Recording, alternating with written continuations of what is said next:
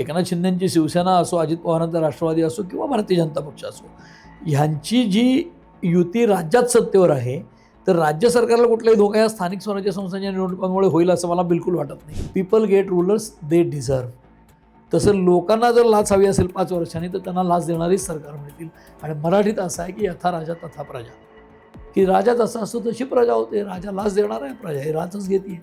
काल मुख्यमंत्र्यांनी पत्रकार परिषदेत सांगितले की राज्याची परिस्थिती आर्थिक नाजूक आहे किंवा चांगली नाही आहे, पण दिवाळखोरी नाही. म्हणजे आज आपण अभिमान कसला बाळगतोय, तर दिवाळखोरीकडे वाटचाल नाही याचा अभिमान आपण बाळगतो. म्हणजे आमचा मुलगा परीक्षेत पहिला आला नाही याची खंत नाही आहे, आमचा मुलगा नापास झाला नाही याचा अभिमान आहे. मोदींवर भ्रष्टाचाराचा आरोप आहे का? मनमोहन सिंगांवर पण नव्हता. पण मनमोहन सिंगांवर पहिल्या 5 वर्षात जो त्यांची स्वच्छ प्रतिमा होती, ती दुसऱ्या 5 वर्षामध्ये असं आलं की हे भ्रष्टाचारांना पाठीशी घालतात. तीच आत्ता फडणवीसांची 1 वर्षात झाली. गेल्या वर्षभरात फडणवीसांना जितक्या लोकांना पाठीशी घालायला लागले, तेवढं त्यांना आधीच्या 30 वर्षात घालायला लागलं. म्हणून त्यांच्या लक्षात आलं आहे की सत्तेपुढे शहाणपण चालत नाही, तसं सत्तेविना शहाणपण राबवता पण येत नाही. तुमच्या अंगातले जे काही प्रोग्राम आहेत, शहाणपण आहे, ते राबवायला सत्ता असावी लागते आणि सत्ता हीच मुख्य आहे, हे आता त्यांच्या लक्षात आलं आहे. पूर्वी काँग्रेस विरुद्ध बाकीचे असं जे असायचं, ते आज भाजप विरुद्ध बाकीचे झाले. आणि म्हणून तो खेळ भाजप आज करतोय जो काँग्रेस पूर्वी करायचा. आणि जसं 122 105ला गेले, तसे 134 100ला जाणार नाहीत 29 साली, असं सांगता येत नाही. जर त्यांचं नेतृत्व जर अतिशय स्ट्रॉंगली आणि निष्ठेने लोकांसाठी लढताना दिसत नसेल, तर अनुयायी काय करतात? कुठेतरी ते 45 ते 50% किंवा 45 ते 55% मध्ये आहेत. म्हणून मी त्यांना 10 पैकी 5 मार्क देईन. त्याच्यापेक्षा जास्त आज द्यावेत अशी या सरकारची कामगिरी मला 1 वर्षात बिलकुल वाटत नाही.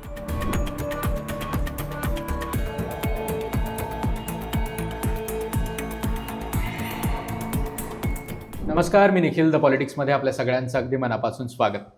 23 नोव्हेंबर 2024ला महाराष्ट्राच्या विधानसभेचे निकाल लागले आणि एक ऐतिहासिक मॅन्डेट महाराष्ट्राच्या जनतेनं, महाराष्ट्राच्या मतदारांनी महायुती सरकारला दिलं होतं. 288 सदस्यांच्या विधानसभेमध्ये जवळपास 235 सदस्य हे फक्त एकट्या महायुतीचे आहेत. त्यामुळे एवढ्या मोठ्या मॅन्डेटचा राज्यातील राजकारणात किंवा राज्यातील विकासावर सकारात्मक परिणाम होईल किंवा एक मोठं मॅन्डेट दिल्यामुळं आपल्या देखील आयुष्यात मोठा बदल घडेल अशी आपल्या नागरिकांची अपेक्षा असते. पण वर्षभरात असं काही घडलंय का? वर्षभरात नक्की सरकारने कोणकोणती पावलं उचलली आहेत, सरकारचं यश अपयश या वर्षभराचं काय, या सगळ्यांबद्दल आज आपल्याला या मुलाखतीमधून चर्चा करायची आहे. आणि त्यासाठी माझ्यासोबत आहेत ज्येष्ठ पत्रकार आणि राजकीय विश्लेषक शैलेंद्र परांजपे सर. सर, स्वागत आहे आपलं. थँक्यू. ही मुलाखत करण्याचं एक अजून औचित्य म्हणजे सरकारला 1 वर्ष पूर्ण होत आहे. 5 डिसेंबरला मुख्यमंत्री देवेंद्र फडणवीस आणि 2 उपमुख्यमंत्र्यांनी शपथ घेतली. पण एवढं मोठं मॅन्डेट दिल्यानंतर सरकारचं कामकाज लगेच चालू होईल असं वाटतं.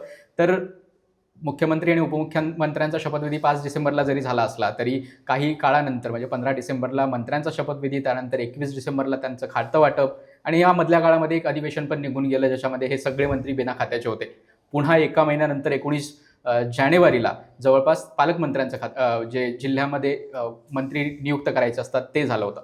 तर मला पहिला प्रश्न सर याच संदर्भात होता की हे जेव्हा सरकार स्थापन झालं किंवा 235 जागांचं एवढं मोठं महायुतीकडे संख्याबळ होतं, त्यानंतर देखील हा सुरुवातीचा जो पिरियड होता तो फार अनसर्टनिटीचा होता. कारण मुख्यमंत्र्यांचा शपथविधी व्हायलाच 12 दिवस गेले, पुन्हा मंत्र्यांना काही पदं मिळायला किंवा त्यांचा शपथविधी व्हायला वेळ गेला. तर या सगळ्या मॅन्डेटच्या पार्श्वभूमीवर ही जी सुरुवातीची काही दिवस गेली त्याकडे तुम्ही कसं बघता? नाही, आपण काय होतं की जनरली आपण असं एक इंग्रजीमध्ये वाक्य आहे की पब्लिक मेमरी इज शॉर्ट, की लोक पटकन विसरतात. आणि दुसरीकडे राजकारण्यांना हे चांगलं माहिती की लोक विसरत नाहीत, लोक लक्षात ठेवतात, मतदानाच्या पेटीत दाखवतात काय दाखवायचं ते. तर लाईफमध्ये किंवा एकूण जीवनामध्ये ह्या दोन्ही गोष्टी, दोन्ही एक्स्ट्रीम असतात आपल्या जन्मापासून मृत्यूपर्यंत. तुम्ही जसं म्हणालात निखिल की निवडणुका झाल्या, मॅन्डेट मिळाला आणि मग मुख्यमंत्र्यांची शपथ झाली, मग मंत्र्यांची झाली, मग ते बिनखात्याचे होते एका सेशनला आणि मग नंतर पालकमंत्री नेमले गेले काही काळाने.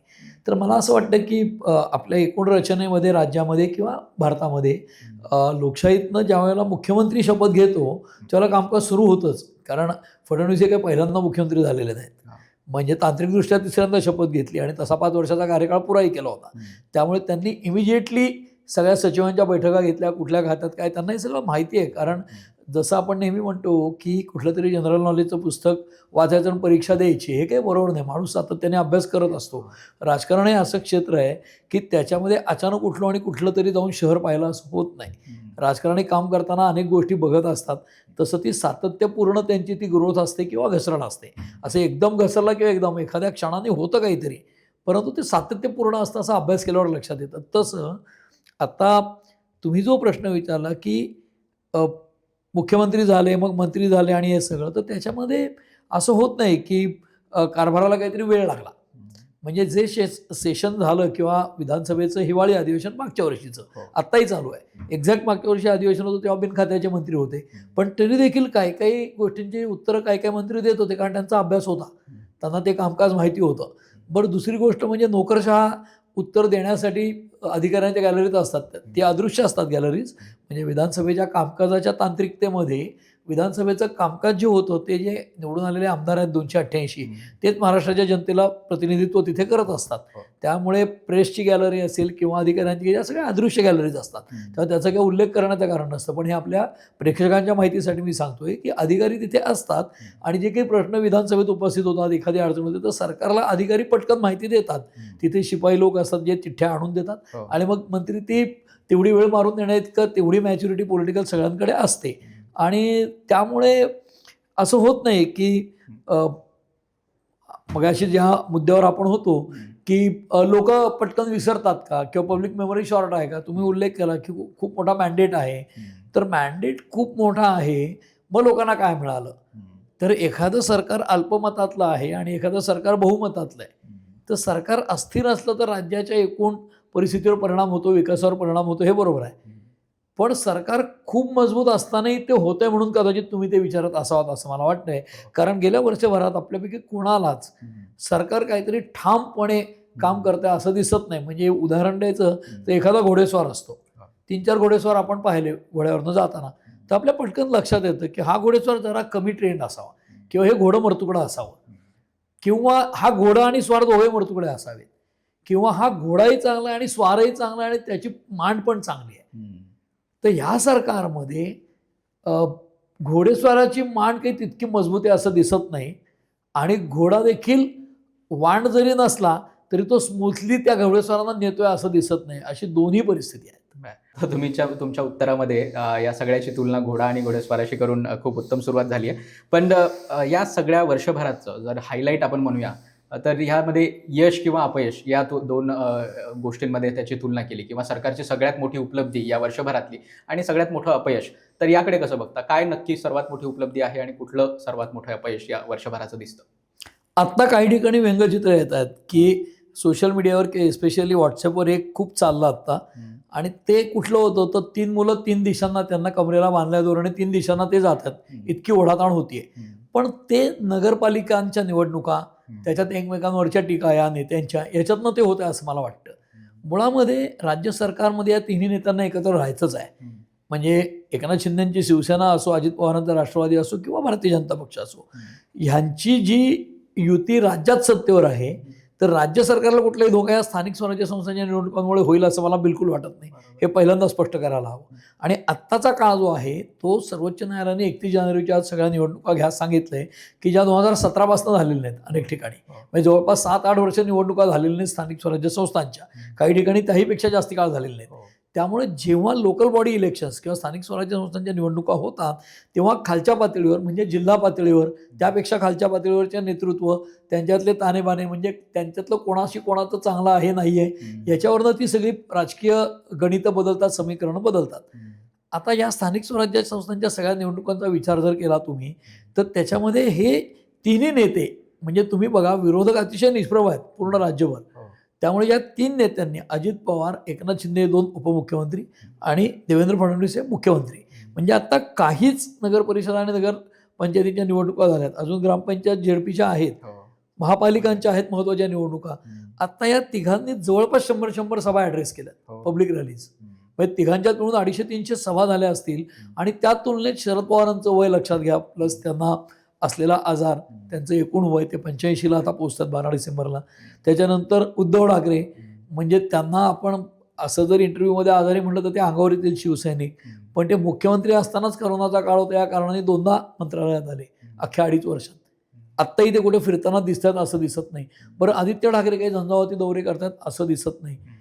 काँग्रेसचे प्रदेशाध्यक्ष त्यांच्या केवळ पदामुळे त्यांना ते फिरावं लागतं म्हणून ते सगळीकडे फिरतात, पण त्यांचा प्रभाव किती आपण सगळे जाणतोय. आता उरलेला म्हणजे राष्ट्रवादी शरद पवारांची कुठे फार दिसत नाही. सुप्रिया सुळे, रोहित पवार काही अख्ख्या राज्यावर प्रचार करताना दिसत नाहीयेत.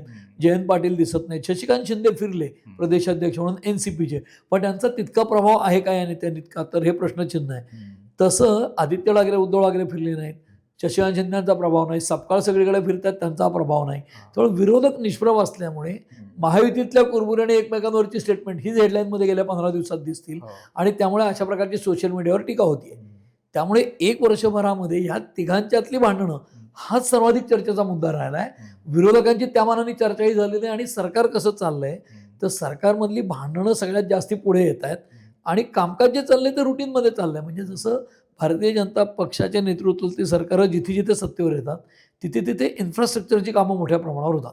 आणि तुम्ही जे प्रश्नात विचारलं की महत्त्वाची उपलब्धी काय आणि अपयश काय 1 वर्षातलं, तर गेल्या वर्षभरामध्ये फडणवीस हे 5 वर्ष सत्ता राबवलेले मुख्यमंत्री आहेत.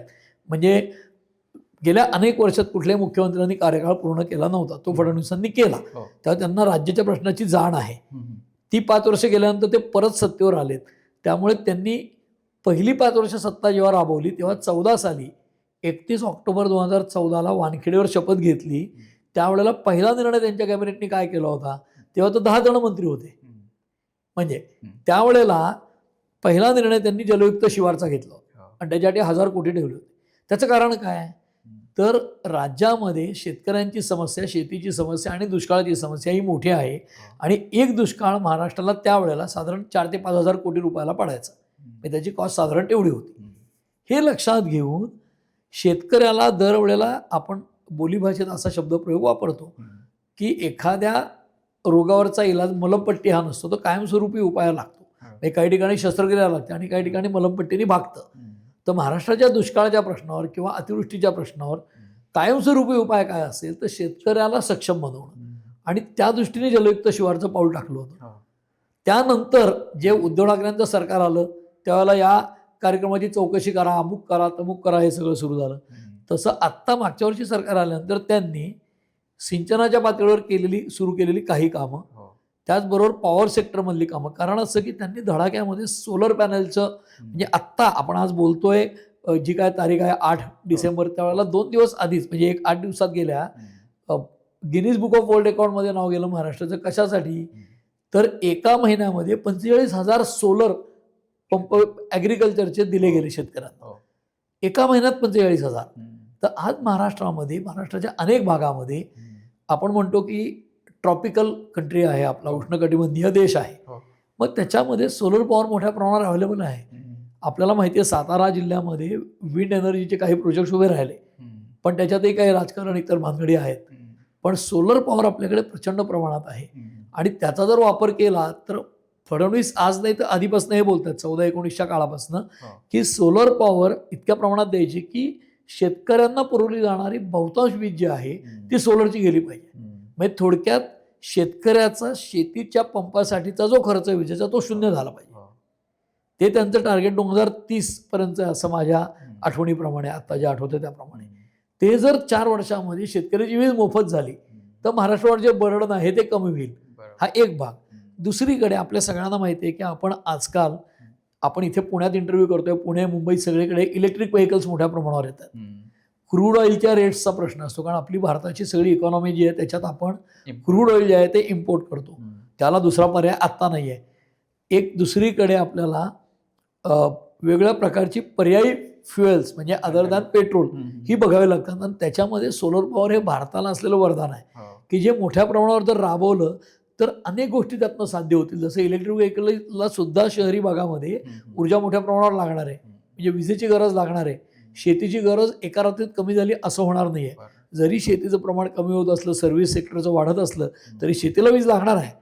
त्यामुळे ती शेतीची जर वीज सोलरवर आली म्हणजे 90%, 95% या प्रमाणात, तर ती वीज एक्स्ट्रा जी असेल ती शहरी भागाला अवेलेबल होणार आहे. दुसरीकडे महाराष्ट्रातलं अर्बनायझेशन प्रचंड वाढतं आहे. म्हणजे जवळपास ते 50% पुढे गेले, म्हणजे 52-53% गेलंय. पण 11 नंतरच्या सेन्ससची आकडा आपल्याकडे नाहीत लोकसंख्येचे. त्यामुळे 11 नंतर 21ला वाढले आणि आज तर आपण 25-26 मध्ये आहोत. त्यामुळे 31ला जेव्हा आकडे येतील, म्हणजे 2100 जनगणनेचे अजून व्हायचेच आहेत, 11चे पूर्ण आलेले नाहीत. त्यामुळे आपल्याला 11च्या आकड्यावर अवलंबून राहून आपण हे बोलतोय, तर अर्बनायझेशन खूप मोठ्या प्रमाणावर वाढलेलं असेल. त्याच प्रमाणात आत्ता केंद्र सरकारने जे GSTचे बदल केले ते कशासाठी केले, तर ऑटोमोबाईल सेक्टरला बूम द्यायला. म्हणूनच कार्सची विक्री, टू व्हीलरची विक्री मोठ्या प्रमाणात होताना दिसते. सुरुवातीला इलेक्ट्रिक व्हेकल जास्त घेतील की नाही लोक असं वाटत होतं, पण आता चार्जिंग स्टेशन आणि इलेक्ट्रिकच्या गाड्या मोठ्या प्रमाणावर दिसायला लागल्यात, की ज्या सगळीकडे दिसतील. कारण त्याच्यात पथ्य एकच आहे की चार्ज केल्यावर तेवढे किलोमीटर वापरायचे, एवढाच मुद्दा आहे. आता काही कार्समध्ये हे दिसलं की जास्ती लोक बसले तर ॲव्हरेज कमी होतो वगैरे, पण ते प्रश्न इव्हेंच्युअली सॉर्ट आउट होतील. तेव्हा तुम्ही जो प्रश्न विचारला त्याच्यामध्ये उपलब्धी काय 1 वर्षातली, तर सोलरवरचा भर हे लॉंग टर्म दृष्ट्या महत्त्वाची गोष्ट आहे.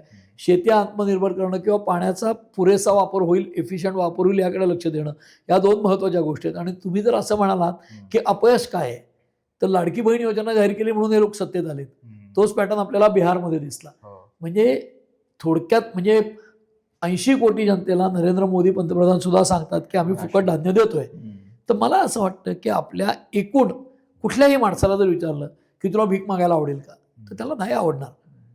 म्हणजे काही कोर्सेस आहेत म्हणजे वेगवेगळ्या प्रकारच्या फॅकल्टीजमधले की जिथे त्या तरुण मुलांना म्हणतात 2 दिवस भीक मागून बघा, तर भीक मागणे अत्यंत अवघड आहे, आत्मसन्मानाला ठेच पोचवणारी गोष्ट आहे. आणि आज आपण 80 कोटी जनतेला फुकट धान्य देतो सांगताना त्याचं वेगळ्या अर्थात इंटरप्रिटेशन केलं की 80 कोटी जनतेला आम्ही भिकारी बनवलंय, तर ते योग्य वाटेल का? सरकारचं कामच आहे क्रॉस सबसिडायझिंग करणं, पण त्या 80 कोटी जनतेला तुम्ही फुकट धान्य देता तेव्हा त्यांना कष्ट न करण्याची सवय देखील लावता, हा त्याचा फॉलोआउट असतोच. तीच गोष्ट महाराष्ट्रामध्ये ज्यावेळेला लाडक्या बहिणींना पैसे मिळाले पाहिजेत का, होय ती योजना आहे चांगली आहे, पण ती देताना फुकट कुठलीही गोष्ट देताना खऱ्या गरजूपर्यंत जाते का? म्हणजे कल्याणकारी राज्यामध्ये वेलफेअर स्टेटमध्ये कररचना कशी करता तुम्ही, तर शेवटी रॉबिनहूड जे करतो ते बेकायदेशीर काहीतरी लुटालूट करतो आणि मग गरिबांना पैसे वाटतो सावकारांचे, कारण सावकार जुलमी होते. आज इथे परिस्थिती अशी आहे का, आपल्या एकूण बजेटमध्ये तेच करतो आपण, श्रीमंतांवर कर लावतो आणि ते गरिबांना देतो. पण ज्या वेळेला शहरामध्ये संघर्ष निर्माण होतो की झोपडपट्टीत बेकायदेशीर राहणारे लोक आणि त्यांना तुम्ही सुविधा देताय आणि जो प्रामाणिक कर भरणारा माणूस आहे त्याला वाटतं की माझे कर वाढतात, तर ही विषमता कुठेतरी कमी व्हायला पाहिजे. आणि त्यासाठी तुम्ही रिवॉर्ड कशाला दिलं पाहिजे, तर मेहनतीला दिलं पाहिजे, प्रामाणिकपणाला दिलं पाहिजे. त्यामुळे सोप्स किंवा लोकप्रिय घोषणा ज्या असतात त्या खड्ड्यात नेतात. तसं राज्याच्या अर्थकारणाचं झालं आहे. आज लाडकी बहीण योजना त्याच्यावर निवडणूक जिंकली, ठीक आहे, हे कॉन्स्टिट्युशनली किंवा संविधानिकदृष्ट्या चुकीचं आहे का तर नाही, पण मला वैयक्तिकदृष्ट्या एक पत्रकार म्हणून ती लाच वाटते. तुम्ही लोकांना लाच देऊन निवडून येण्याची सवय लावली तर लोकही तेच करतात. दर 5 वर्षांनी निवडून आलेल्या माणसाला पैसे मागतात मतांसाठी. जे लोक आपलं मत विकताना पैसे मागतायत त्यांना सरकार लाचच देत राहणार आहे. तुमची सरकारकडनं अपेक्षा फक्त लाच देण्याची असेल तर लाचच मिळत राहील. आणि 2 वचनं अशी आहेत, एक मराठीतलं आणि एक इंग्रजीतलं आहे, पीपल गेट रूलर्स दे डिझर्व. तसं लोकांना जर लाच हवी असेल 5 वर्षांनी तर त्यांना लाच देणारीच सरकार मिळतील. आणि मराठीत असं आहे की यथा राजा तथा प्रजा, की राजा जसा असतो तशी प्रजा होते, राजा लाच देणार आहे, प्रजा ही लाचच घेते. तसं आज लाडकी बहीण योजनेला जे पैसे द्यायला लागतात तो 45,000 कोटीचा बोजा वगैरे म्हटले होते, मग त्यातनं काटछाट केली, कमी झाली, तरी शेवटी हे असं आहे की तुम्ही एखाद्या मृतदेहाला नेताना अंत्यसंस्काराला डोक्यावरचे केस कापल्याने ओझं फार कमी होत नाही त्याचं. तसं आज तुम्ही लोकप्रिय घोषणांचा पाऊस पाडलात आणि लोकांना लाच घ्यायची सवय लावलीत. एकीकडे लोक उद्यमशील राहणार नाहीत, दुसरीकडे कार्यक्षमता व्यवस्थेची होणार नाही आणि अर्थव्यवस्था निश्चितपणे गाळत जाईल. काल मुख्यमंत्र्यांनी, आज सेशन सुरू झालं विधानसभेचं हिवाळी अधिवेशन, पत्रकार परिषदेत सांगितलं की राज्याची परिस्थिती आर्थिक नाजूक आहे किंवा चांगली नाही आहे, पण दिवाळखोरी नाही. म्हणजे आज आपण अभिमान कसला बाळगतोय, तर दिवाळखोरीकडे वाटचाल नाही याचा अभिमान आपण बाळगतोय. म्हणजे आमचा मुलगा परीक्षेत पहिला आला नाही याची खंत नाही आहे, आमचा मुलगा नापास झाला नाही याचा अभिमान आहे. तर आज ही जर परिस्थिती असेल तर मोठं आव्हान तुम्ही जे म्हणालात की सौर ऊर्जा किंवा शाश्वत उपाय शेतीसाठीचे, ही गेल्या वर्षभरात जर चांगली कामगिरी असेल तर निगेटिव्ह कामगिरी किंवा अतिशय वाईट गोष्ट म्हणजे मुख्यमंत्र्यांचं कालचं विधान की दिवाळखोरीकडे निश्चित वाटचाल नाही. म्हणजे महाराष्ट्राला मुख्यमंत्री फडणवीस दिवाळखोरीकडे देत नाहीत ही त्यांची अचिव्हमेंट असेल तर पुढच्या वर्षाचं, त्याच्या पुढच्या वर्षाचं त्यांच्यासाठीचं आव्हान काय आहे, तर महाराष्ट्राची अर्थव्यवस्था सुधारवणं. आणि ती सुदृढ नाही झाली तरी किमान ICUतनं पेशंट बाहेर काढला आहे, मग तो 4 दिवस बेडरिडन आहे, मग तो थोडासा तब्येत ठीक आहे. आता आजारी नसतो हल्ली महाराष्ट्र आर्थिकदृष्ट्या, अशी माझी अपेक्षा आहे, करावा अशी. सर मागच्या वर्षभराची सरकारची उपलब्धी आणि सरकारच्या वाईट कामगिरी असं म्हणूया की हे सगळं वाईट कामगिरी किंवा आव्हान आहे असं म्हणूया सरकार त्यांच्यापुढे. समोरचे आव्हान आहे याचं आपण सविस्तर चर्चा केली आहे.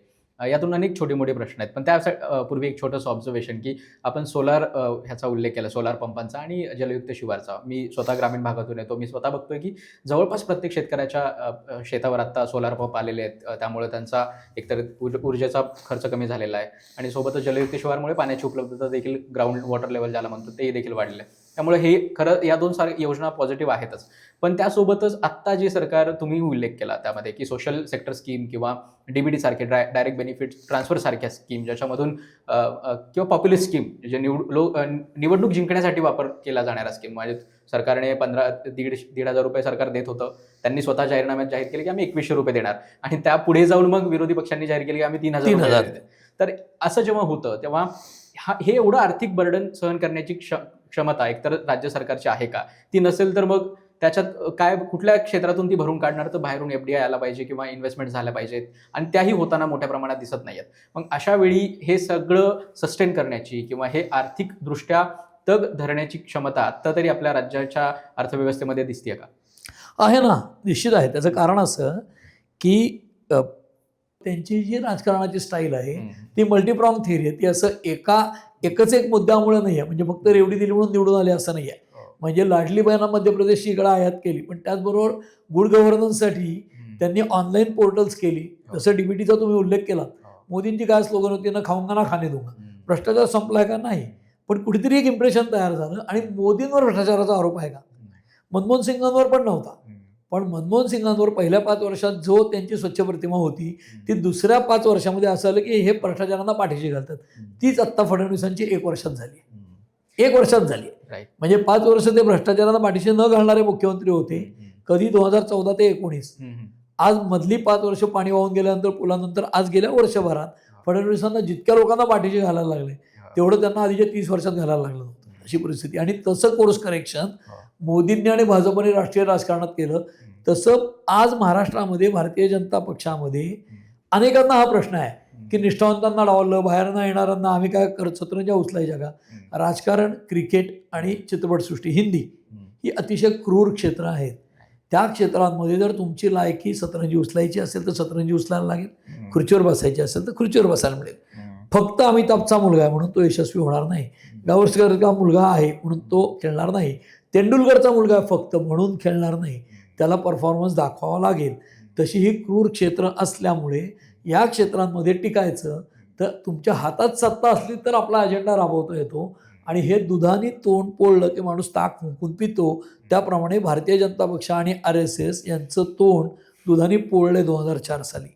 म्हणून त्यांच्या लक्षात आलंय की सत्तेपुढे शहाणपण चालत नाही, तसं सत्तेविना शहाणपण राबवता पण येत नाही. तुमच्या अंगातले जे काही प्रोग्राम आहेत, शहाणपण आहे, ते राबवायला सत्ता असावी लागते आणि सत्ता हीच मुख्य आहे, हे आता त्यांच्या लक्षात आलंय.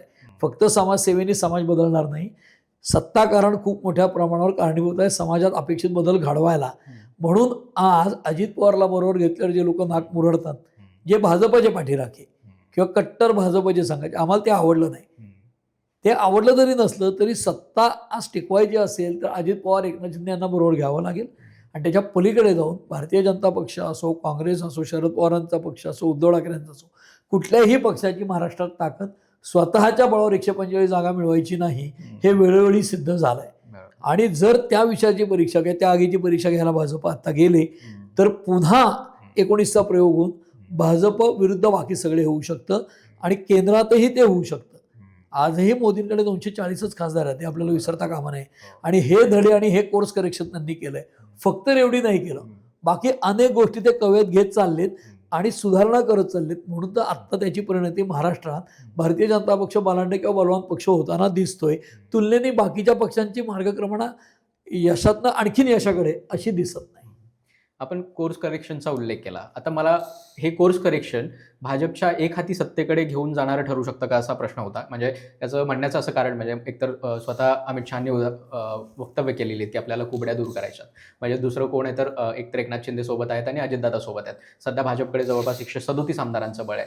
मग पुढच्या काळामध्ये म्हणजे याच एकतर टर्ममध्ये हे कोर्स करेक्शन केलं जाऊ शकतं का? स्वबळावर सत्तेत येण्याचं भाजपचं स्वप्न पूर्ण होऊ शकतं का? किंवा जर 29च्या दृष्टीने हे कोर्स करेक्शन आपण पाहू शकतो का? त्या कुबड्या दूर करायच्या जे म्हणालेत ना, ते विधान काय होतं, माध्यमामध्ये एखादं विधान येतं आणि त्याचा लोक सोयीने अर्थ लावतात, त्याचा कॉन्टेक्स्ट बघितला जात नाही. ते जे विधान आहे ते भारतीय जनता पक्षाच्या कार्यकर्त्यांना उद्देशून केलेलं होतं.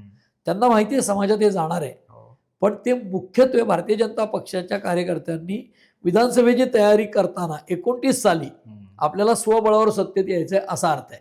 आणि त्यांनी विधान केलं ते हेतुपुरस्सरच केलंय, इथे तरंग उमटावे यासाठीच केलंय. पण त्याचा मूळ मेसेज जो आहे तो कार्यकर्त्यांना आहे की 29ला कुठल्याही परिस्थितीत फक्त भाजपची सत्ता यायला हवी, इतकी आपली ताकद वाढवा. म्हणजे जे नरेंद्र मोदी 14 साली 272 आल्यावर वागत होते ते 19 साली वागत होते का? नाही. आणि तेव्हा 300च्या वर जागा आल्या होत्या, तेव्हा वागण्यात फरक आहे. आणि जे 240ला आल्यावर कसे वागतात वागण्यात फरक आहे. तुमच्या आमच्या घरामध्ये आपला मुलगा 10वीला पहिला आला बोर्डात तर घरातल्या स्वाभिमानाने वागायला लागतात, जरा जास्तीत आठवतात. तेच मुलगा नापास झाला तर अख्ख्या घरावर शोक कळा पसरते. तेच राजकारणात पण आहे, कारण ती पण माणसं आहेत.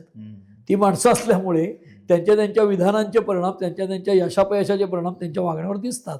तसं अमित शहांचं विधान की कोबड्या टाकायच्यात हे 29च्या असेंब्लीसाठी टाकायच्यात, हा एक भाग. दुसरा भाग असा की विधान परिषद, आपल्या नगरपंचायती नगर परिषद निवडणुका आहेत, महापालिकांच्या निवडणुका होणार आहेत, या सगळ्याची तयारी आहे, त्यांना माहिती आहे. आणि त्या निवडणुकांमध्ये सगळे नेते एकमेकांवर तोंडसूक घेणार आहेत, कारण तिन्ही पक्षांची युती, महायुती ही मोजक्या ठिकाणी असणार आहे. बाकी सगळीकडे स्थानिक इक्वेशन असणार आहेत, हेही त्यांना कळतं. त्यामुळे त्या पर्स्पेक्टिव्हमध्ये त्या विधानाकडे बघितलं पाहिजे. आणि तुम्ही मगाशीच्या प्रश्नात जे विचारलं होतं की अजित पवारकडनं वेगळी मतं येतात, तर दोन गोष्टी अशा असतात की जे नेते ठरवतात गोष्टी, त्यात आज निसंशयपणे महाराष्ट्रामध्ये फडणवीसांच्या हाती सगळी कमान आहे. म्हणजे सरकारची पण आणि भारतीय जनता पक्षाची पण.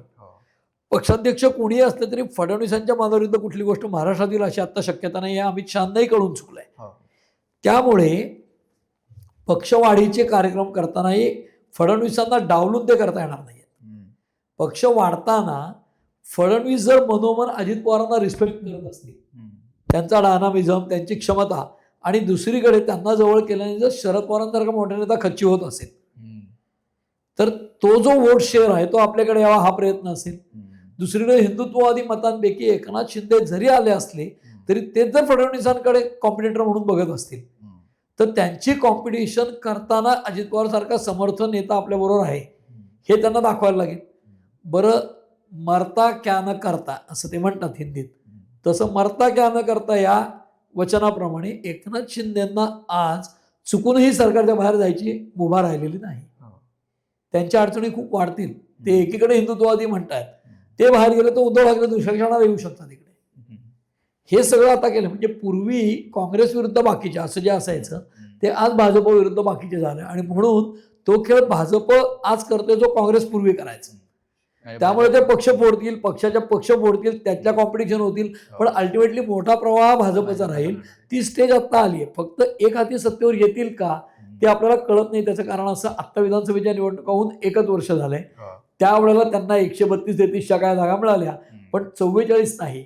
आणि जसं 122 105ला गेले तसे 134 100ला जाणार नाहीत 29 साली, असं सांगता येत नाही. आणि मी उत्तराच्या सुरुवातीला म्हणालो, आज कुठलाही संपादक किंवा मोठा पत्रकार किंवा विश्लेषक हे सांगण्याच्या स्थितीत नसावा असं मला वाटतं की 29ला एक्झॅक्टली काय होईल, म्हणजे हे सगळे लोक एकत्र असतील का. म्हणजे मुख्य 2 शिवसेना, 2 राष्ट्रवादी, 1 भाजप, 1 काँग्रेस, हे 6 पक्ष आणि इतर 4-5 छोटे छोटे पक्ष, डावे पक्ष, हे सगळे RPI, हे सगळे मिळून 10, 12, 15 पक्ष जे आहेत त्याच्यात प्रॉमिनंट पक्ष भाजप आहे का आहे, काँग्रेस राष्ट्रीय पक्ष ते रिवाईव्ह व्हायला चान्स आहे का आहे. मी नेहमी म्हणतो उत्तर प्रदेश, बिहार सारख्या राज्यात ते स्वबळावर लढले तर वाढतील. आणि हर्षवर्धन सपकाळांच्या नाऱ्याकडे त्या दृष्टीने बघितलं पाहिजे. ते आधीपासून म्हणतात स्वबळावर, त्यांना लोक हलक्यात घेत होते. पण काँग्रेसची एक विचारधारा आहे आणि मोठा पक्ष आहे, त्यामुळे मोठ्या पक्षाची भूमिका जरी छोटी वाटली, नेता छोटा तुम्हाला वाटला, तरी त्यांची भूमिका आता दिसते की मुंबईमध्ये ते राज ठाकरेला बरोबर घेतलं या विषयावर दटून ते सांगतात की राज ठाकरे आम्हाला नको आहे. या लेव्हलला त्यांनी आणलाय तो डिस्कोर्स. याचा अर्थ काँग्रेसला खूप हलक्यात घ्यायचं कारण नाही.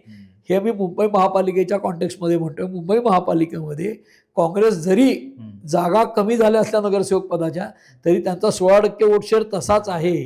ते सायझेबल आहेत हे विसरता कामा नये. म्हणून 29ला एक्झॅक्टली काय होईल, म्हणजे कुठली कुबडी काढतील किंवा एखादी कुबडी आता आपल्या बाजूची असं होईल का, आणि जी आयडिओलॉजिकल कुबडी आहे ती आणखीन ते इरोड करून त्याची गरज नाही म्हणतील का, हे इतक्या लगेच सांगता नाही येणार.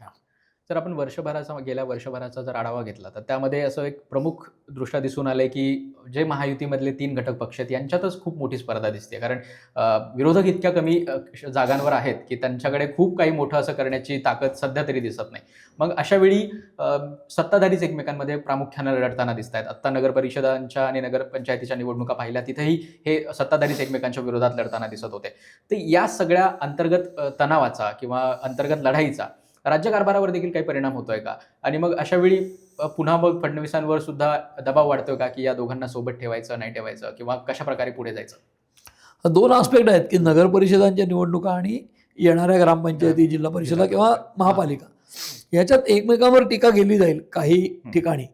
आणि आपल्याला माहिती आहे की टेलिव्हिजन माध्यम जे आहे त्याच्यात सर्व टीव्ही वाहिन्यांचे लोक कव्हर करताना TRP बघतात.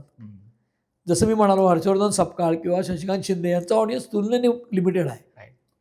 एकनाथ शिंदेंनी फडणवीसांवर नाव न घेता टीका केली. म्हणजे समजा 8 दिवसापूर्वीचे ज्या हेडलाईन्स पाहिल्यात तुम्ही, तर रावणाला आला तसा माज आलाय फडणवीसांना, म्हणजे नाव नाही घेतलं फडणवीसांचं पण त्यांना आलाय, तर त्याची लंका जाळायची. अर्थ काय काढला गेला, फडणवीसांना रावणांसारखा अहंकार आलाय, रावणासारखा, आणि त्यांची लंका जाळायची असं शिंदे त्यांच्या कार्यकर्त्यांना सांगतायत. असं इंटरप्रिटेशन झालं.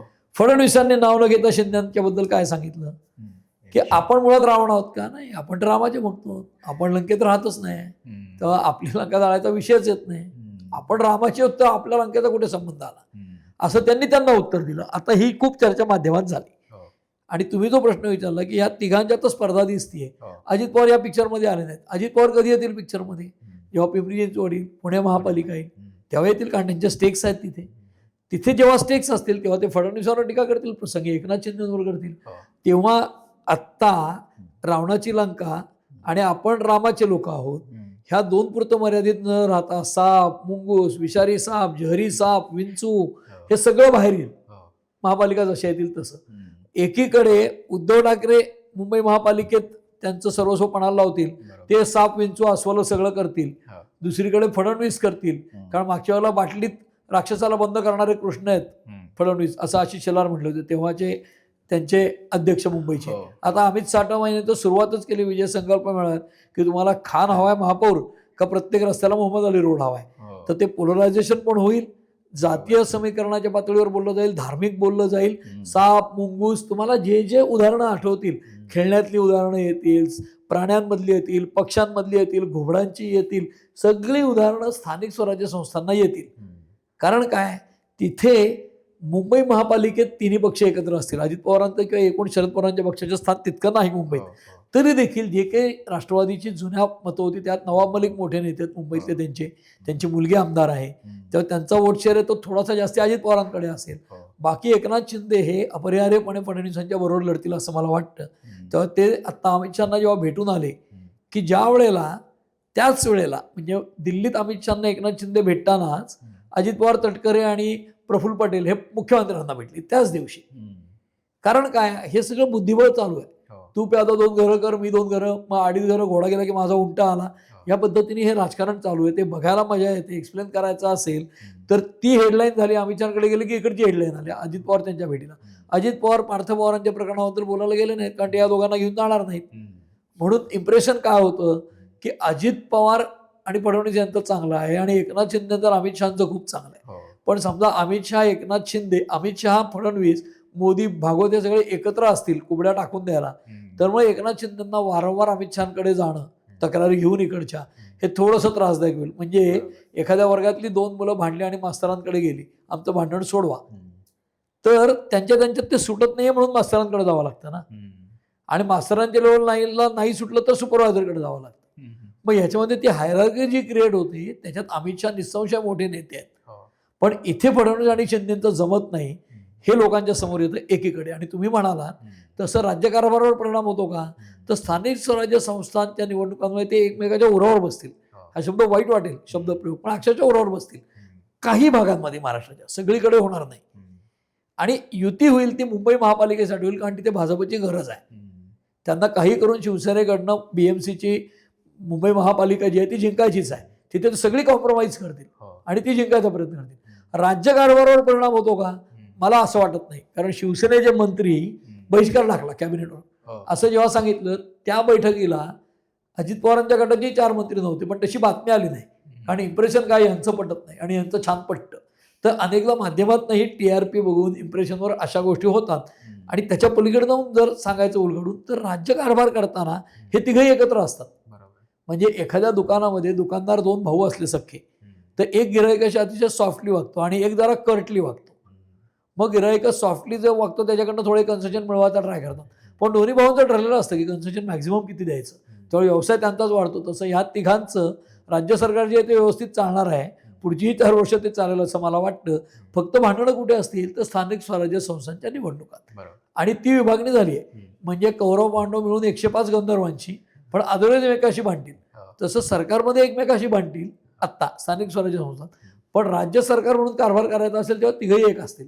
भाषणात तर टोमणे मारले जातील, कारण उद्धव ठाकरेंच्या पक्षाचीच लिगसी एकनाथ शिंदेंना आहे, ते मारतील. फडणवीस जरा जास्ती शार्प वाटतात, ते जास्तीत उत्तरं देतील. या पलीकडे काय होणार नाही. अजित पवार एंट्री कधी घेतील, त्यांचा वेस्टर्न इंटरेस्ट कुठला, पुणे, पिंपरी चिंचवड या भागात आले, तेही टीका करतील. खालच्या निवडणुकांना आणखीन जास्ती दिसेल. जसं अर्बन पार्टी आहे भाजप, ती ग्रामीण भागात तितकीशी घुसलेली नव्हती, आता ती वाढते, म्हणून स्टेक जास्त आहेत आणि त्या प्रमाणात ती मारमाऱ्या दिसतील. सर, आपण सरकारच्या मागच्या वर्षभराची तुलना जर फडणवीसांच्या पहिल्या कार्यकाळाशी केली 14 ते 19, तर काय नक्की मोठे फरक दिसतात? म्हणजे आत्ताच्या ज्या सरकारमध्ये एकतर पहिल्यांदा धनंजय मुंडे हे जे कॅबिनेट मंत्री आहेत त्यांचा राजीनामा झाला, माणिकराव कोकाटे सॉरी, त्यांचं खाते बदल झालं. त्यासोबतच संजय शिरसाट जे शिवसेनेचे मंत्री आहेत त्यांच्याकडे कॅशची बॅग सापडली, असे अनेक आरोप, किंवा काही आमदार खासदार ते सुद्धा वेगवेगळ्या प्रकरणांमध्ये अडकलेले पाहायला मिळाले. 1 ते 14 ते 19चं मॉडेल जे सरकार चालवण्याचं, त्याला वेगवान गतिमान निर्णय वगैरे असं नाव दिलं गेलं. आणि हे आत्ताचं वर्षभराचा कारभार बघितला तर नक्की काय मोठे फरक दिसतात, आणि या सगळ्यांचा परिणाम एकंदरीत मुख्यमंत्र्यांच्या प्रतिमेवर आणि त्यांनी चालवलेल्या सरकारवर पडताना दिसतोय का? 100% दिसतो. तुम्ही म्हटलं तर तुलना कशी आहे की जनरली इंग्रजीत कम्पेअरिंग अनकम्पेरेबल्स म्हणतात ना, तसं ज्यांची तुलना होत नाही अशा 2 गोष्टी आपण घेतोय. म्हणजे कशा, तर ती 5 वर्ष आणि हे 1 वर्ष मुळात, तर अशी तुलना करणं योग्य नाही. फडणवीस पहिल्यांदाच मुख्यमंत्री झाले होते, त्यामुळे आश्वासक चेहरा होता. ते त्यापूर्वी कधीही मंत्री नव्हते. प्रदेशाध्यक्ष झाले, त्याच्या आधी 2दा आमदार झाले आणि डायरेक्ट मुख्यमंत्री झाले. त्यांना मंत्रिपदाचा अनुभव नव्हता, त्यामुळे लेव्हल प्लेइंग फील्ड नव्हती बेंचमार्क म्हणण्यापेक्षा. म्हणजे ती 5 वर्ष आणि हे 1 वर्ष ह्याच्यात समान काहीच नाहीये. कारण आत्ता फडणवीस हे 5 वर्षाचा अनुभव असलेले मुख्यमंत्री आहेत तुलनेने, आणि तरीही इतकी बदनामी पदराला येते. याचा अर्थ काय आणि याचं कारण काय? त्यांची पकड नाहीये का? तर ते कितीही स्वतः कार्यक्षम वाटले किंवा क्वालिफाईड वाटले असं म्हणूया आपण, अर्हतेच्या दृष्टीने, शैक्षणिक अर्हता, राजकीय अर्हता, परिपक्वता, मुरब्बीपणा, अनुभव वगैरे, हे जरी असलं तरी बरोबर जे लोक आहेत त्यांचं काय करणार? तेव्हा एकच पक्ष होता बरोबर, आज 2 आहेत. तो जो पक्ष होता तो आयडियोलॉजिकली इन्क्लाइंड हिंदुत्वाचा पक्ष होता. इथे राष्ट्रवादी सारखा पक्ष आहे, ज्यांचं कॅरेक्टर म्हणजे स्वतः फडणवीसांनी ज्या अजित पवारांना आरोप केले त्यांना बरोबर घेतलंय. दुसरीकडे एकनाथ शिंदेच्या बरोबर जे लोक आहेत त्याच्यामधले सगळे नेते असे आहेत की जे टिपिकल शिवसैनिक होते. म्हणजे उद्धव ठाकरेंच्याकडे असलेल्यांपैकी सुभाष देसाईंसारखा नेता, तर तसे नेते यांच्याकडे तुलनेने कमी आहेत एकनाथ शिंदेकडे, की जे अभ्यासू वाटतील आणि टिपिकल शिवसेना किंवा शिवसैनिक असा नसलेला अभ्यासू नेता असं एकनाथ शिंदेकडे किती आहेत? तर तुलनेने कमी आहेत. म्हणजे हे सगळे जसं अजित पवारांचे जे नेते आलेत बरोबर मंत्री बनलेले, ते आपापल्या भागातले सुभेदार आहेत. म्हणजे राष्ट्रवादीचं एकूण कॅरेक्टर तसे शरद पवारांच्या पक्षाचं, की आपापल्या भागात निवडून येणाऱ्या लोकांची टोळी असं वर्णन राज ठाकरेंनी केलं. आणि ते काही प्रमाणात बरोबर वाटतं. मी टोळी म्हणणार नाही त्याला, पण समूह म्हणूया. तर त्या भागात ते निवडून येतात, बलशाली नेते आहेत, त्यांची पकड आहे. तिथल्या कोऑपरेटिव्ह जोर असेल, साखर कारखाना असेल, शिक्षण संस्था असतील, आणि म्हणजे छगन भुजबळ घ्या, हसन मुश्रीफ घ्या, कुणीही घ्या त्यातले नेते तुम्ही नावं घेतली तर ते त्यांच्या भागात तटकरे घ्या, निवडून यायचे. दिलीप वळसे पाटील घ्या, त्यांची क्षमता आहे आणि तिथलं राजकारण ते प्रभाव टाकतात, गव्हर्न करतात. तीच परिस्थिती एकनाथ शिंदेच्या बाबतीत आहे. त्यांच्या बरोबरचे जे नेते आहेत त्यातले काही नेते असे आहेत की ज्यांची त्यांच्या भागावर, तुम्ही जे नाव घेतलं आता समजा माणिकराव कोकाटे, तर माणिकराव कोकाट्यांनी भाषणामध्ये डायरेक्ट असं म्हणाले की शेतकरी भिकारी आहे, एकदा म्हणाले सरकार भिकारी आहे. तरी त्यांचं फक्त खातं बदललं गेलं. हो. दुसरीकडे तुम्ही म्हणताय शिरसाटांच्या घरी पैसे सापडले, ते माध्यमांना अतिशय इन्फॉर्मल येतात. काय अरे काय तुम्ही 25 लाख वगैरे दाखवता बेडरूम मधले माझ्या, काय तर म्हणजे जणू काही माझा स्तर फार मोठा आहे, तुम्ही हे काय फुटकं काहीतरी दाखवताय. तर अशा जर वल्गना करणारे लोक असतील तर ते अडचणीतच आणणार आहेत. तिसरीकडे ते जे त्यांचे आमदार होते त्यांनी टॉयलेटवर जे मारलं कॅन्टीन मधल्या माणसाला, संजय गायकवाडांनी, संतोष गायकवाड मला संजय गायकवाड, तर त्यांनी जे मारलं त्यांचा तो काही पहिला प्रकार नाही, आधी पण असे काही प्रकार घडले. तर असे जर लोक असले तर ते सरकारची प्रतिमा खराब करतात. तुम्ही म्हणालात तसं मुख्यमंत्र्यांची पण करतात, कारण इतके सगळे प्रकार झाल्यानंतर मुख्यमंत्री हतबल दिसतात ना. कारण काय, कारवाईपेक्षा त्यांना सांभाळूनच घ्यावं लागतं. प्रत्येक वेळेला नुसतं सांभाळून नाही, तांत्रिक कारण देऊन सांभाळून घ्यायला लागतं. तुम्ही विचार करा, जे प्रकरण आपण पुण्यात इंटरव्ह्यू करताना पार्थ पवारांच्या बद्दलचं आलंय, 99% शेअर पार्थ पवारांच्या मालकीची, 1% शेअर कोणाचा तरी आणि त्याच्यावर गुन्हा दाखल झालाय. आपण काही वैयक्तिक पार्थ पवारांचे विरोधक किंवा शत्रू नाही होत नाही इथं बसलेले, पण कंपनीच्या वतीनेच तो 1% ज्याचा शेअर आहे तो डायरेक्टर व्यवहार करत असतो ना. तो कंपनीच्या हितासाठी म्हणून काहीतरी करतोय आणि जबाबदारी मात्र सगळी निगेटिव्ह घडल्यावर त्याची. असं कसं त्याला चालत असेल ते त्यांच्यातला अंडरस्टँडिंग आहे. पण या देशामध्ये एका नागरिकाने शंका घेतली, म्हणजे मी व्यवसाय जरी त्यांचा कपडे धुण्याचा होता, धोबी जरी होते ते रामायणातले, तरी मी कुठेही जाती विशिष्ट बोलायचं नाही म्हणून एका नागरिकाने तक्रार केली किंवा शंका व्यक्त केली, म्हणून सीतेला अग्निपरीक्षा द्यायला लागली. ते चांगलं वाईट, रामाने सीतेवर अन्याय केला वगैरे हा डिबेट वेगळा आहे, याच्यावर काय मतमतांतर असतील लोकांची, प्रत्येकाची असतील. पण आपण जे म्हणतो की काही आदर्श समोर असतात, अगदी रामराज्याचे आदर्श नसले तरी किमान तुम्ही विचार करा, पार्थ पवारांचं प्रकरण आलं, माध्यमांमध्ये बातम्या आल्या आणि अजित पवारांना रिॲक्शन दिल्यावर ते म्हणले मला काय सगळी माहिती नाही, मी शहानिशा करेन. शहानिशा म्हणजे अजित पवार कसे शहानिशा करणार त्यांच्या मुलाच्यावरच्या आरोपाची? रामशास्त्रींची परंपरा आहे, रामायणातली परंपरा आहे. रामायण घडलं की नाही माहीत नाही, पण रामशास्त्री तर होऊन गेले महाराष्ट्रात की ज्यांनी राज्यकर्त्याला देहांत प्रायश्चित्त दिलं. आज अजित पवार म्हणतात मी शहानिशा करेन. अरे मुलावर आरोप येतात, तुम्हीच कशी करणार शहानिशा? आणि कोणी विश्वास ठेवणार त्याच्यावर? इथपर्यंत मजल मारली. त्याच्या पलीकडे जाऊन ते काय म्हणतात, सुप्रिया सुळे की ज्या अदरवाईज रोज राष्ट्रवादीवर टीका करतात अजित पवारांच्या, त्या काय म्हणल्या, माझं पार्थशी बोलणं आलं आणि तो म्हटला मी काही चूक केलं नाही, मला वाटत नाही तो काही चूक. अरे वाटायचा काय प्रश्न आहे, धडधडीत पुरावे लोक देत आहेत. दुसरीकडे आज रोहित पवार त्या पार्थ पवारांच्या भावाच्या लग्नात नाचताना दिसली. तुम्ही मला सांगा, उक्ती आणि कृती याच्यात जे अंतर पडत गेलंय, कौटुंबिक समारोह आहे त्याच्यात ते नाचले वगैरे, याच्यात काही गैर नाही असं लोक म्हणतील, पण ते ज्या वेळेला आपल्या भावाच्या लग्नात नाचतात जय पवारच्या, त्याच वेळेला पार्थ पवारवर ते आरोप करतात, ते मनापासून होतील का? लोक विश्वास ठेवतील का? शेवटी राजकारण हे सगळं हाऊ यू कन्व्हिन्स पीपल याचं आहे ना. लोकांचे परसेप्शन काय मानतात त्याच्यावर आहे. हे सगळं मिलीभगत आहे असं लोकांना वाटायला लागले. आणि तेच फडणवीसांच्या बाबतीत तुम्ही म्हणालात पहिली टर्म आणि आत्ताची टर्म, पहिल्या टर्मला त्यांचा फ्रेश चेहरा होता, मुख्यमंत्री पदाचा अनुभव नव्हता, तरी एवढी प्रकरणं झाली नव्हती. आज एवढी प्रकरणं होतात आणि मुख्यमंत्री हतबल दिसतात. कारण काय, ते तांत्रिक कारणं देतात का आम्ही कोणालाही सोडणार नाही. अरे सोडणार नाही कोणालाही, पण धरलं पण नाहीये ना. धरलं तर सोडाल ना, धरलंच नाहीये मुळात तर सोडणार कुठनं? त्यामुळे आज फडणवीस जरी म्हटले कोणालाही पाठीशी घालणार नाही, पाठीशी काय मागे लपले दिसत नाहीत का तुम्हाला? तुमच्या पाठीमागे काय चाललं तुम्हाला कळत नाही असा अर्थ आहे ना. मी कोणालाही पाठीशी घालणार नाही, आपण लोकांना दिसतं ना पार्थ पवारला पाठीशी घालताना. दुसरीकडे पाठीशी घालणं म्हणजे काही त्यांना उठून फाशी द्या कोणी म्हणणार नाही, पण जी चौकशी चालली आहे त्यातल्या विसंगती ज्या आहेत, केवळ एखादा ऍक्टिव्हिस्ट बोलला म्हणून कारवाई करा माझं म्हणणं नाही, पण law will take its own course म्हणताना तो घेताना दिसतोय का? तुमच्या इन्व्हेस्टिगेटिंग एजन्सीज काही प्लस मायनस करतायत का योग्य वेळी? म्हणजे आज सेशनच्या तोंडावर त्या बाईंना अटक केलं ज्यांनी तो केला आणि पवार पाटरांनीचा मिसयूज केला शीतल देशवानीने असं म्हटले, मग ते पोलिसांना एवढा वेळ लागला लक्षात यायला. मग आता खारगे समितीची मुदत पण वाढवली 1 महिना आणखी. पण तुम्ही नेमकं काय करताय, कोणाला वाचवताय? आणि लोक काय जनता दूधकुळी आहे का? आज मोबाईल टेक्नॉलॉजी आणि या सगळ्या गोष्टी इतक्या पर्कोलेट झालेल्या आहेत, पेनिट्रेशन एवढं वाढलंय की तुम्हाला माहिती आहे की आज स्कॅनर घेऊन लोक लोकलमध्ये भीक मागतात. तो लोक इतक्या अडाणी राहिलेत का? आणि तुम्ही सांगताय म्हणजे फक्त कागद तयार झालाय पण ट्रान्झॅक्शन काही झालं नाही. आणि पण कागद कशाच्या आधारे झाला?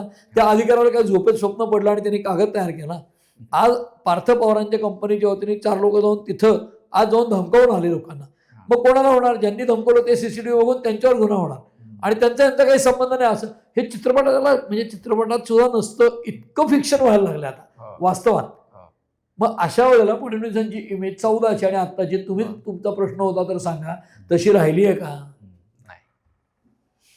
पुढचा प्रश्न याच म्हणजे अशा प्रकरणांची विविध प्रकरणांची चर्चा सोशल मीडियामध्ये होते त्याच प्रकारे चर्चा होते ती लॉ अँड ऑर्डरची. राज्यामध्ये गेल्या वर्षभरात पाहिलं तर संतोष देशमुख हत्या प्रकरणाला आता साधारण वर्ष होईल डिसेंबर महिन्यातच. त्यासोबतच घायवळसारखी प्रकरणं पुण्यामध्ये घडली आहेत, आंदेकरसारखी टोळी ती पण पुण्यामध्ये घटना घडली आहे. अशी विविध प्रकरणं राज्यभरात दिसून येत आहेत की लॉ अँड ऑर्डरची सिच्युएशन खूप जास्त चांगली नाही. म्हणजे असं मला म्हणायचं नाही की खूपच जास्त बिघडली आहे, पण जसं क्रिकेटरला प्रत्येक बॉल खेळायचा असतो आणि त्यात आऊट व्हायचं नाही हे बघायचं आणि जे बॉलर आहे त्याला फक्त एका बॉलवर चांगल्या बॉलवर विकेट काढायची आहे. पण ह्या अशा प्रकरणांमुळे सगळी प्रतिमा पण खराब होते. पण या परिस्थितीमध्ये राज्यातील लॉ अँड ऑर्डरच्या सिच्युएशनकडे आपण कसं बघता?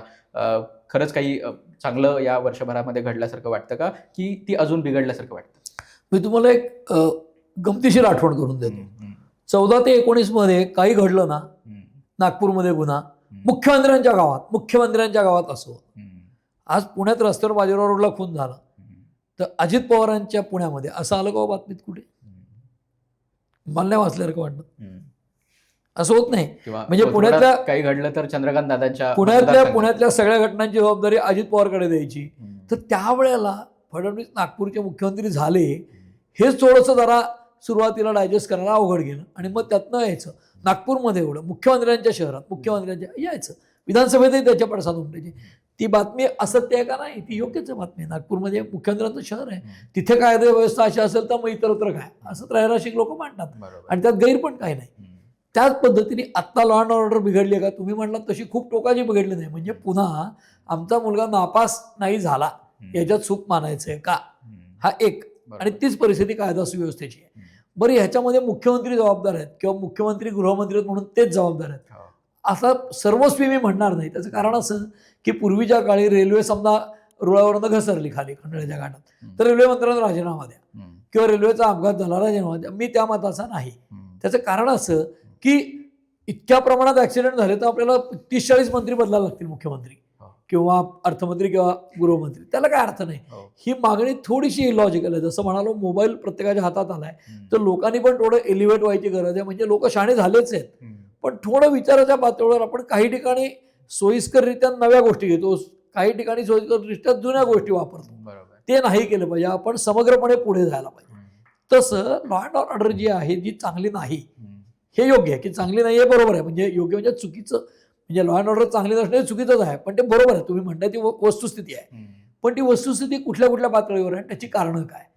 तर लॉ अँड ऑर्डरमध्ये आज गृहमंत्री किंवा मुख्यमंत्री म्हणून गृहमंत्र्याचा वचक नाही असं म्हणावं अशी स्थिती आहे का? तर आहे. त्याची कारणं काय आहेत?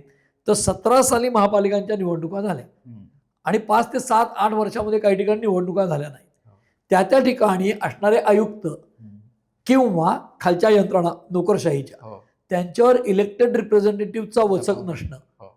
लोकशाहीमध्ये आपण जी रचना केली आहे की जर IAS लोक सगळा देश चालवायला लागले तर काय होईल? तर they are not answerable to anyone. म्हणजे महापालिकेच्या पातळीवर आयुक्तांना खूप जास्त अधिकार आहेत पण ते वाटेल तसे वापरताना दिसत नाहीत. त्याचं कारण काय? जनरल बॉडीमध्ये उत्तरं द्यायला लागतात. जनरल बॉडीमध्ये चिंधड्या निघतील आणि जर जनरल बॉडीमध्ये 4 वेळा आयुक्तांच्या कारभारावर टीका होऊन ते मनमानी निर्णय घेतात किंवा लोकेच्छेच्या विरुद्ध घेतात असं कळलं, माध्यमात रिफ्लेक्शन आलं तर आयुक्तांच्या बदल्या झालेल्या आहेत यापूर्वी. फक्त आयुक्तांच्या नाही झाल्या, खालच्या अधिकाऱ्यांच्या पण झाल्या. एखाद्या खात्यावर टीका झाली तर अधिकाऱ्याला शिक्षा झालेली आहे किंवा बदल्या झालेल्या आहेत. हे कधी होतं? लोकशाही निवडून आलेले लोकप्रतिनिधी असतील तर. ते खालच्या पातळीवर नसल्यामुळे आज पुण्यासारखी महापालिका मुंबईसारखी महापालिका इथे प्रशासक राज आहे आणि प्रशासक राज असल्यामुळे येणारे सक्सेसिव्ह पोलीस कमिशनर किंवा आयुक्त हे दिसेल अशी कामं करण्यामध्ये मग्न आहेत, राज्यकर्त्यांना खुश करण्यामध्ये. जसं महापालिकांचे आयुक्त काय करतात, जसं पुण्याचे महापालिका आयुक्त जे कोणी येऊन गेले ते आयुक्ताचं बजेट असतं आणि महापालिकाच अस्तित्वात नाहीये, इलेक्टेड रिप्रेझेंटेटिव्ह नाही आहेत. मग ते STP बसवला, मोठे रस्ते केले, नदी सुधार केला, असे मोठे प्रकल्प घेतात म्हणजे राज्य सरकार खुश होईल. त्यांना भवानी पेठेमधला माणूस ट्रॅफिकमधनं मोकळा झाला हे करण्याची इच्छाच नाही आहे कारण त्याचा आवाज पोहोचवणारा नगरसेवकच अस्तित्वात नाही आहे. मग एखादा नगरसेवक त्याच्या वडिलांच्या नावाने हॉस्पिटल असेल पालिकेचं, तर तिथे औषध सप्लाय नीट राहील असं बघतो, कारण त्याच्या वडिलांचंच नाव खराब होईल. पण बाकी सगळे ठिकाणी आयुक्त पोचत नाही, ती सिस्टीम पोचत नाही, आणि मग एकूण लॉ अँड ऑर्डर किंवा केऑस किंवा अनार्कीकडे वाटचाल या पद्धतीचं शहरात सगळीकडे दिसतं. म्हणजे ट्रिपल सीट लोक चाललेत, रस्त्यावर बाजीराव रोडला खून झाला मी म्हणालो, मग ते अंधेकर तुम्ही प्रकरण म्हणलात, आणखीन कुठल्या शहरात झालं, त्या एका डॉक्टर महिलेचा खून झाला, तो खून आहे का आत्महत्या आहे ती चर्चा झाली. तुम्ही बीडचं उदाहरण दिलं संतोष देशमुखांचं. बीडचं उदाहरण या सगळ्या गोंधळ जी परिस्थिती आहे वेगवेगळ्या शहरात लॉ अँड ऑर्डरची, त्यातलं नाही आहे. ते असं आयसोलेटेड एक्झाम्पल नाही आहे. बीडमध्ये गेली 30 वर्ष 35 वर्ष हे प्रकार चालू झालेत. म्हणजे 95 पासनं 90-95 पासून हे सगळे प्रकार चालू आहेत, आणि त्याच्यामध्ये सर्व पक्षीय लोकांचं त्याला डोळे झाक करणं हे कारणीभूत आहे. म्हणजे बीडमधली जी परिस्थिती आहे ती जवळपास बिहारला लाजवेल अशी झालेली आहे, बिहारला लाजवेल अशी, आणि ती होण्यामध्ये सर्व पक्षीय लोक धृतराष्ट्र झाल्यामुळे झाली आहे, हे लक्षात घ्या. तर त्याच्यामध्ये कोणालाही वेगळं काढायचं कारण नाही. सगळे धृतराष्ट्र झाले, सर्व पक्षीय नेतृत्व, त्यांना सगळ्यांना हे माहिती आहे काय आहे ते. खासगी गप्पांमध्ये ते बोलतात, पण त्याला आळा घालण्यासाठी त्यांनी काही केलं नाही, ही वस्तुस्थिती आहे. सरकारच्या वर्षभराच्या कामगिरीची चर्चा करताना आपण अनेक मुद्द्यांवर बोललो, पण सरकार इतकंच महत्त्वाचं जे वर्षभरातली कामगिरी असायला हवी होती ती विरोधकांची, आणि त्यांच्या कामगिरीबद्दल बोलणं देखील तितकंच महत्त्वाचं आहे. या विरोधकांच्या कामगिरीकडे तुम्ही कसं बघता वर्षभराच्या? खरंच त्यांनी जनतेचे मुद्दे उपस्थित केल्यासारखं वाटतं का, किंवा त्यांचा सरकारवर वचक आहे, दबाव आहे, अशी काही स्थिती दिसते का? कारण एकीकडे 235 सरकारचेच नंबर्स आहेत आणि दुसऱ्या बाजूला फक्त विरोधकांकडे 48 ते 50 आमदार आहेत. तर अशा स्थितीमध्ये त्यांचा काही दबाव सरकारवर आहे असं जाणवतं? बघा, अशी ती 2 वाक्य वापरली ना, मराठी आणि इंग्रजी, यथा राजा तथा प्रजा आणि पीपल गेट रूलर्स दे डिझर्व. तर रूलर्सच्या जागी people get leaders they deserve असं जर आपण म्हणालो, आणि यथा नेता तथा अनुयायी असं जर म्हणालो, आज काँग्रेसमध्ये राहुल गांधींनी लोकसभेच्या वेळेला समजा मोदींनी इथे 15 सभा घेतल्या आणि त्यांची संख्या कमी होऊन 240ला आली राष्ट्रीय पातळीवर. राहुल गांधी 5च सभा घेत असतील तर कसं यश मिळेल? आज झटून राहुल गांधी काम करतात असं दिसत नाही. अगदी महत्वाच्या वेळेला ते अचानक परदेशात गेलेत असं लक्षात येतं. ते मुद्द्यांची धरसोड करतात. जसं राज ठाकरे कन्सिस्टंटली राजकारण करताना दिसत नाही. टोलचा मुद्दा घेतला तो सोडला, मॉलचा घेतला तो घेतला, मराठी पाट्यांचा घेतला तो सोडला. म्हणजे एका पाठोपाठ एक मुद्दे जर पाहिले तर कन्सिस्टन्सी दिसत नाही. मग ते काय म्हणतील, सगळ्या प्रश्नांची तड लावण्याची जबाबदारी माझ्यावर आहे का? नाही, पण लोकांना असं वाटलं पाहिजे ना तुम्ही त्यांच्यासाठी लढताय, ते दिसत नाही ना.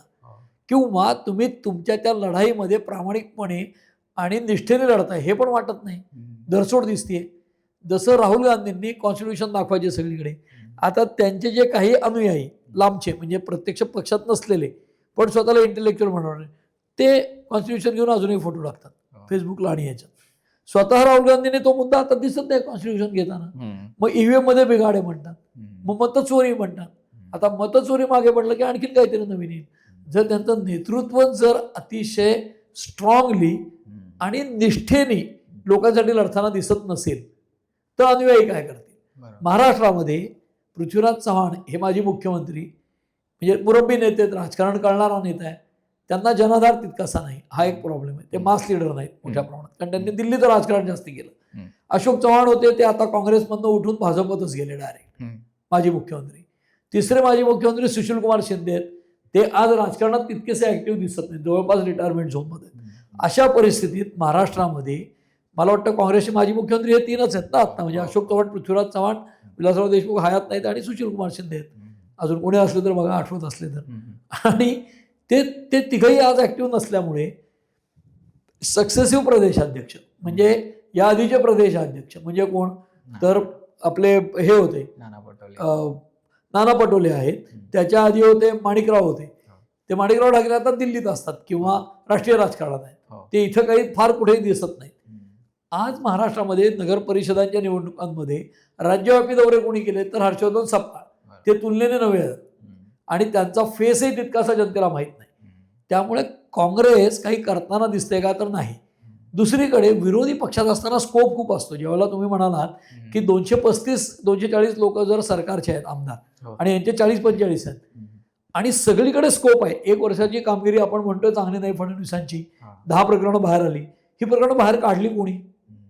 बीडमधल्या लॉ अँड ऑर्डरबद्दल सर्वाधिक मायलेज, म्हणजे ते चांगलं वाईट सोडून देऊ आपण गुणात्मक, पण टीव्हीवर दिसलं कोण बीडच्या प्रकरणात? संतोष देशमुखांच्या, सुरेश धस दिसले, भाजप. रोजच्या रोज सुरेश धस दिसले. हो. पार्थ पवारांच्या प्रकरणामध्ये आत्ता विजय कुंभार रोज टीव्हीवर येतात. हो. पूजा खेडकरांचं प्रकरण आय एसचं, विजय. त्यांची नकली सर्टिफिकेट अमुक तमुक, याच्यात विजय कुंभार. बरं, विजय कुंभार हे मी अगदी ते आले क्षेत्रात RTIच्या तेव्हापासून पाहतोय, ते पत्रकार होते आधी. ते काय सांगतात काय हो, की पत्रकारांनी खरं तर कष्ट करायची गरज आहे, आणि फार कष्ट करायची गरज नाही आहे. पब्लिक डोमेनमध्ये माहिती आहे, कुठे कुठे आहे, लिंक्डइनच्या प्रोफाईलवर आहे, फेसबुकच्या आहे, त्यांच्या अर्जावर आहे, माहिती अधिकारात अर्ज पाहिला तर त्याच्यात आहे. हो. म्हणजे पब्लिक डोमेनमधली माहिती घेऊन जर ते इतकी मोठी प्रकरणं धसायला लावत असतील तर पत्रकार का अभ्यास करत नाहीत हा प्रश्न येतो. म्हणून विरोधी पक्षांचं लोकशाहीचे मूळ काम आहे. म्हणजे फडणवीस सरकारची 1 वर्ष पूर्ण झालं 5 डिसेंबरला. आज मोठ्या मोठ्या पेपरांमध्ये काय येते, सरकारची कामगिरी म्हणून कशी ग्रेट केली. जे लोक कालपर्यंत टीका करत होते फडणवीसांवर, ते देखील आज कशी मस्त कामगिरी झाली म्हणतात. म्हणजे जवळपास सगळा मीडिया आज फडणवीस किंवा एकूण सरकारच्या गोडव्या घालताना दिसतोय. हे काही एकूण लोकशाहीसाठी खूप चांगलं आहे असं मला वाटत नाही. कारण विरोधी सूर असायला हवा, विरोधी सूर आम्ही दाबून टाकू, विरोधी सूर आम्ही ऐकणारच नाही, हे काही चांगल्या लोकशाहीचं लक्षण नाही, म्हणजे हेल्दी लोकशाहीचं लक्षण नाही. तसं इतकी प्रकरणं होताना, म्हणजे शिरसाटांचे बेडरूम मधले पैसे असोत, गायकवाडांनी त्या वेटरला मारलेलं असो मुख्यांनी तिकडे कॅन्टीनमध्ये विधानसभेच्या किंवा त्या आमदार निवासच्या, त्याच्यानंतर माणिकराव कोकाटे एकदा शेतकऱ्यांना भिकारी म्हणले, एकदा सरकारला भिकारी म्हणले. या सगळ्या प्रकरणांमध्ये, म्हणजे पार्थ पवारांचं प्रकरण असेल जे काय आत्ता आहे, त्या सगळ्यात विरोधी पक्ष कुठे रस्त्यावर दिसलाय का? ते नॅशनल एक अधिवेशन आंदोलन करतात. म्हणजे काय, मीडियाला कळवतात सकाळी 10ला आंदोलन करतोय टिळक पुतळ्यापाशी, येतात आणि अर्ध्याचं आंदोलन संपलेलं असतं. कारण काय असतं, ते व्हिडिओसाठी असतं. म्हणजे 9च्या बातम्यात झळकायचं त्यांनाही माहिती असतं. टीव्हीच्या भाषेत अँकर व्हिज्युअल बाईट म्हणजे काय, 1 मिनिटाची बातमी येणार, संपलं. बातमी आली की त्याचा व्हिडिओ करायचा, मतदारसंघात टाकायचं. ह्याच्या पलीकडे आंदोलन नाही आहे. आज उन्हामध्ये 2 तास थांबायला तयार नाही विरोधी पक्षाचा एक माणूस, ही अवस्था आहे. त्यामुळे लोकशाहीनी लोकांनी कौल दिलाय, महायुती सत्तेवर आली, विरोधकात बसलेत, पण विरोधकाचा रोल ते करतायत का प्रभावीपणे?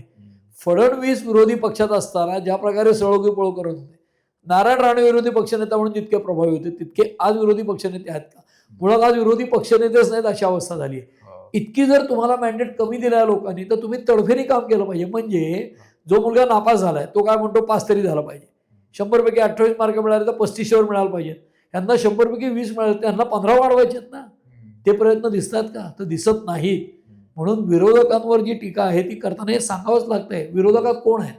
उद्धव ठाकरेंच्या पक्षाबद्दल मला खूप वाईट वाटतं, कारण मी टोकाचं बोलू शकतो वाईट. त्याचं कारण असं की मुख्यमंत्री असतानाच ते 2दा आले फक्त 2.5 वर्षात, आणि कारण आरोग्याचं सांगितलं. शरद पवार 80 पार केलेले फिरत होते महाराष्ट्रात, 80च्या घरातले फिरत होते. फडणवीस विरोधी पक्षात होते, सगळीकडे फिरत होते. पण स्वतः उद्धव ठाकरे ठीक आहे आरोग्याच्या कारणासाठी नाही फिरले. मग आदित्य ठाकरे फिरले का त्यावेळेला महाराष्ट्रभर? नाही फिरले करोना काळात. अजित पवार रोज मंत्रालयात येऊन बसायचे, पण उद्धव ठाकरे येत नव्हते. ते त्यावेळेला सत्तेवर असताना, मुख्यमंत्री असताना 2दा आले मंत्रालयात. तर विरोधी पक्षात असताना त्यांच्याकडनं अपेक्षा करणं त्या महाराष्ट्र पिंजून काढतील. राहुल गांधी काय करतात, लोकसभेच्या निवडणुकीला महाराष्ट्रात येतात, 10 सभा घेतात आणि परत जातात 40 मिनिटाचं भाषण करून. याच्या पलीकडे त्या भारत जोडो यात्रा काढली, महाराष्ट्रात चांगला रिस्पॉन्स मिळाला तर जाताना सावरकरांवर बोलून त्यांनी त्या दुधामध्ये लिंबू पिळून गेले.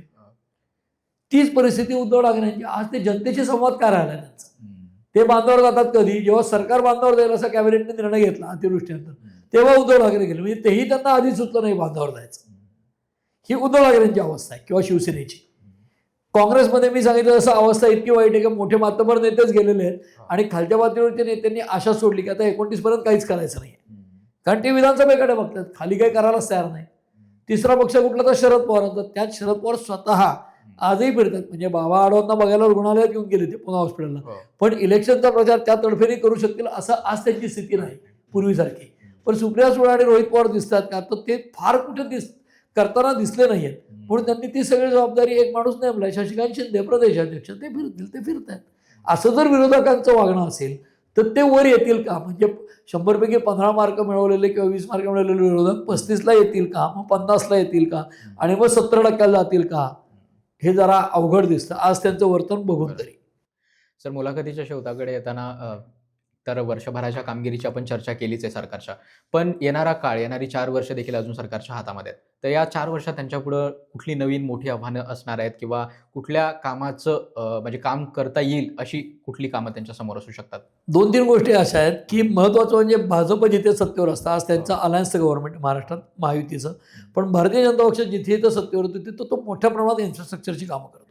त्यामुळे इन्फ्रास्ट्रक्चर मोठ्या प्रमाणात वाढवलं ते दृश्य स्वरूपात दिसतं का, की अरे हे केलं म्हणजे कोस्टल रोड केला. कोस्टल रोड ॲक्च्युली शिवसेनेचं बाळ आहे, म्हणजे महापालिकेमध्ये उद्धव ठाकरेंच्या सरकारची ती कल्पना आहे कोस्टल रोड. किंवा हे लोक हायजॅक करतात दुसऱ्याची कामं. जसं एखादं लीडर चॅनल आपली चूक पण झाकायला काहीतरी एखादं स्लोगन आणि हॅशटॅग चालवून त्या चुकीत नाही परत काहीतरी मल्लीनाथी करत बसतात. त्या पद्धतीने उद्धव ठाकरेंचा कन्सेप्ट आहे, पण कोस्टल रोडच्या अडचणी किंवा काही गोष्टी दूर करून पुढे फडणवीस किंवा हे लोक श्रेय घेताना दिसतात. अटल सेतू त्यांनी केला आहे, मुंबई पुणे महामार्ग केला आहे गडकरींच्या काळात, किंवा जसं मेट्रो मॅन किंवा इन्फ्रास्ट्रक्चर मॅन हीच फडणवीसांची प्रतिमा झाली. तर पुढच्या काळात आव्हान काय, तर हे प्रोजेक्ट चालू राहतील. सिडकोचा एअरपोर्ट आहे, अनेक शहरांमध्ये काही डेव्हलपमेंटची कामं ते करतील.